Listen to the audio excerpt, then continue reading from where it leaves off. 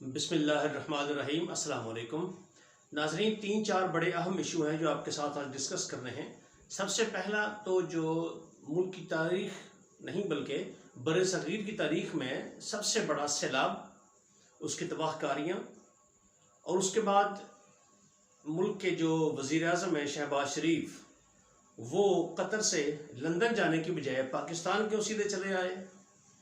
उसके बाद इमरान खान साहब की आज बेल हो गई दोनों केसेस में, और उसके बाद बैकडोर चैनल पे क्या राब्ते चल रहे हैं, और आने वाले तकरीबन 10 दिनों में, 10 या 15 दिनों में कौन सी गेम होने वाली है, यहाँ पे कौन सी तब्दीली होने वाली है, इन सब मौज़ूआत के बारे में आपके साथ मैं डिस्कस करूँगा।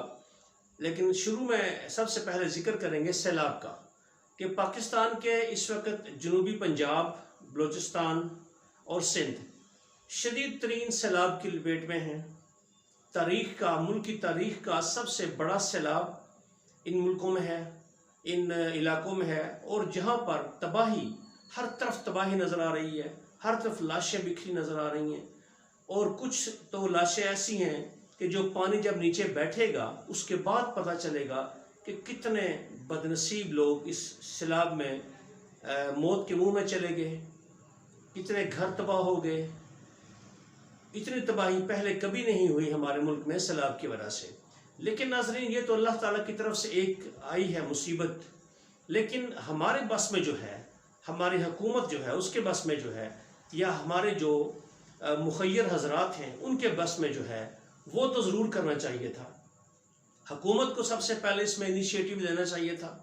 सिंध की हुकूमत है, पंजाब की हुकूमत जो है उसको भी, जनूबी पंजाब में बलूचिस्तान की हुकूमत, और सबसे बड़ी जिम्मेदारी बनती है वफाकी हुकूमत की, जिसके सरबराह शहबाज शरीफ साहब हैं, जो गैर मुल्की दौरों पर हैं, आज वतन वापस पहुँचे हैं।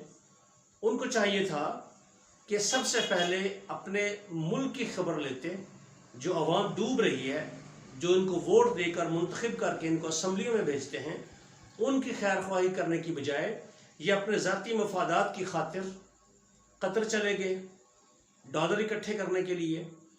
और नाज़रीन देखिए, जिस कदर सैलाब आया है उसमें जो फसलें बह गई हैं, 90% ज़मीनें जो है सिंध की और जनूबी पंजाब की वो बर्बाद हो गई हैं, सैलाब में बह गई हैं। और उस 90% ज़मीनों में जो फसलें थी, चावल था, आलू था, मिर्चें थी, उसके अलावा कपास थी। नाज़रीन, आने वाले दिनों में आप देखेंगे कि इन चीज़ों की शदीद किल्लत पैदा होगी, और आलू और प्याज, इनकी कीमतें गोश्त से भी ज़्यादा हो जाएंगी। अल्लाह ना करे ऐसा हो, क्योंकि मुल्क में पहले ही बहुत ज़्यादा महंगाई है, और अगर मज़ीद किल्लत पैदा हो गई तो अवाम बिल्कुल जीने के काबिल नहीं रहेगी, क्योंकि पहले ही इस महंगाई ने आम आदमी को, गरीब आदमी को, बल्कि मिडिल क्लास बंदे को बिल्कुल ख़त्म कर दिया है। तो सबसे पहले हमें इसमें एक्शन लेना चाहिए। वहाँ पर जो सैलाब ज़दगान हैं उनकी मदद करनी चाहिए, उनकी मदद के लिए जितना मुमकिन हो सके हिस्सा डालना चाहिए। कुछ सोशल तंजीमें हैं जो मैदान में काम कर रही हैं। अब इमरान खान साहब ने भी ऐलान किया है कि वो सैलाब ज़दा इलाकों में जाएंगे, उन लोगों से मिलेंगे और उनकी मुश्किलात को कम करने की कोशिश करेंगे। तो नाज़रीन, ये बहुत ज़रूरी बात थी जो सबसे पहले करनी थी। उसके बाद नाज़रीन, अब आ जाते हैं मुल्क में जो कुछ हो रहा है सियासी तौर पर। आज इमरान खान साहब की बेल हो गई और इम्पोर्टेड हुकूमत और न्यूट्रल को बहुत बड़ा झटका लगा, क्योंकि नाज़रीन, इमरान खान साहब की गिरफ्तारी की तैयारियां मुकम्मल थी। राना सनाउल्लाह ने भी ऐलान किया हुआ था, इम्पोर्टेड ने भी मुकम्मल तौर पर ऐलान किया हुआ था, उसके लिए इंतजामात भी किए थे गिरफ्तारी के लिए। आप देखें, ATC एंटी टेररिस्ट कोर्ट जो है इस्लामाबाद में, वहाँ पर सिक्योरिटी ने, जो इस्लामाबाद पुलिस है, उसने चारों तरफ से घेर रखा था उसको, किसी को अंदर जाने की इजाज़त नहीं थी, खारदार तार लगाकर रास्ता बंद कर दिया गया था।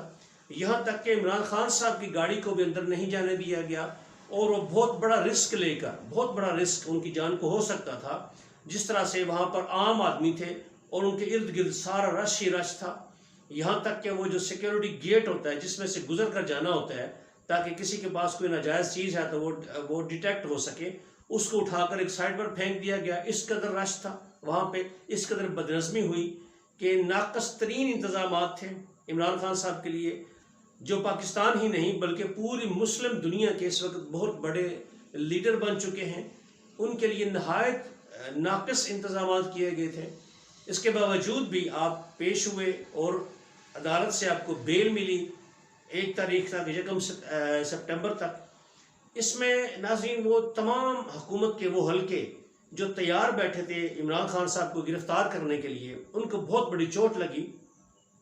इतना बड़ा धचका लगा है इस गवर्नमेंट को कि शहबाज शरीफ जिसने लंदन जाना था, वो लंदन के बजाय कतर से सीधे पाकिस्तान पहुंच गए हैं, क्योंकि लग रहा था उनको इमरान खान साहब की पेशी से पहले ही उनको लग रहा था कि उनकी बेल हो जाएगी और इनकी जो गिरफ्तार करने का प्लान है मुकम्मल तौर पर वो नाकाम हो जाएगा।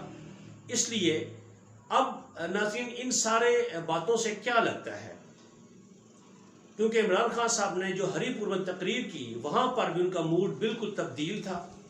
यानी कि उन्होंने इदारों को टारगेट करने की बजाय उनके लिए बड़ा सॉफ्ट कॉर्नर शो किया कि हम इदारों पर तनकीद करेंगे लेकिन मुस्बत तनकीद करेंगे।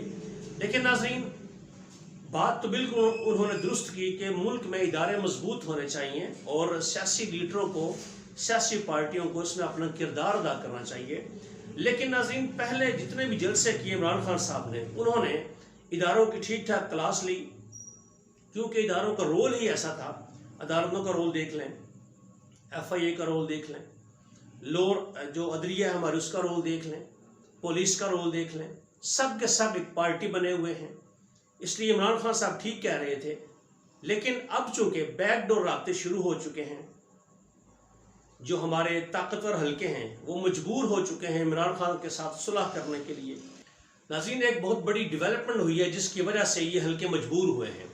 पाकिस्तान में तो चले इनकी बात चलती है, इन्होंने पाकिस्तान में जो मेन स्ट्रीम मीडिया था वहाँ पर इमरान खान साहब को बैन कर दिया कि कोई भी मेन स्ट्रीम चैनल जो है, जो पैमरा के तहत आता है, वो लाइव नहीं दिखा सकता इमरान खान को। लेकिन नाज़रीन देखें, अल्लाह ताला जब साथ हो, उसकी मदद जब साथ हो, तो अब जितने मर्जी किसी के खिलाफ हथकंडे इस्तेमाल कर लें वो कामयाब नहीं होते। इंटरनेशनल मीडिया देखें नाज़रीन इमरान खान के लिए आ गया और 30 से ज़्यादा जो बैनुल-अक़वामी अखबारात और चैनल थे उन्होंने इमरान खान को हाईलाइट किया। उन्होंने अपनी हेडलाइंस बनाया इमरान खान साहब की जो दहशतगर्दी का मुकदमा दर्ज किया गया था उस पर। उसके बाद फिर अक़वाम मुत्तहिदा की जो सेक्रेटरी जनरल थे उन्होंने ख़त लिखा चीफ जस्टिस को।